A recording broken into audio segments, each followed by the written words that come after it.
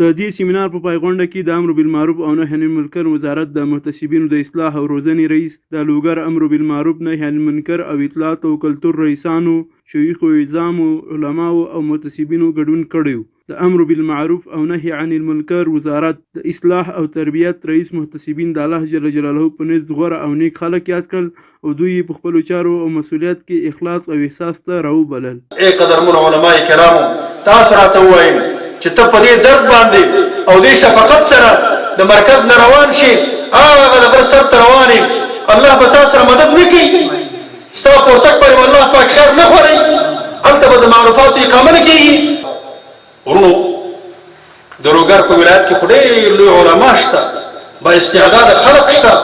په هر اعتبار سره با استعداده خلق شته، الله ورته تاسو قبول کړي یې.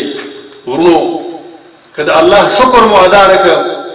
او د مسؤلیت حق مو ادا نه کړ، موږ به د الله تعالی د دې نعمت ناشکري کړي.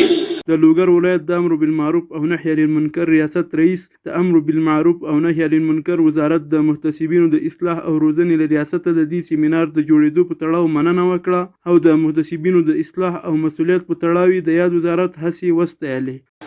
موږ تاسو پر ډېر په دې باندې مجبور یو چې داسې سیمینارونه او داسې درسونه روزنې تربیت موږ ته اشتراک کول شي چې موږ تاسې هغه خپل امانت او خپل مسؤلیت متوجه کړل شو. ټول محتسبین ستا علما دي او علما د ټولنې په نبض باندې هر چا ښه پوهېږي. یعنې په دې معنا باندې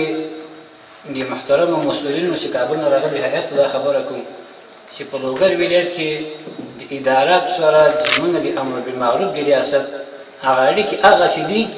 څه ډول چې زموږ شریعت ووایي. د یادونې وړ ده چې د دې څلور ورځني سیمینار په ترڅ کې شاوخوا 80 تنو محتسبینو ته د کړنلارې لپاره نوی قانون جوړ او ورته تشریح شو.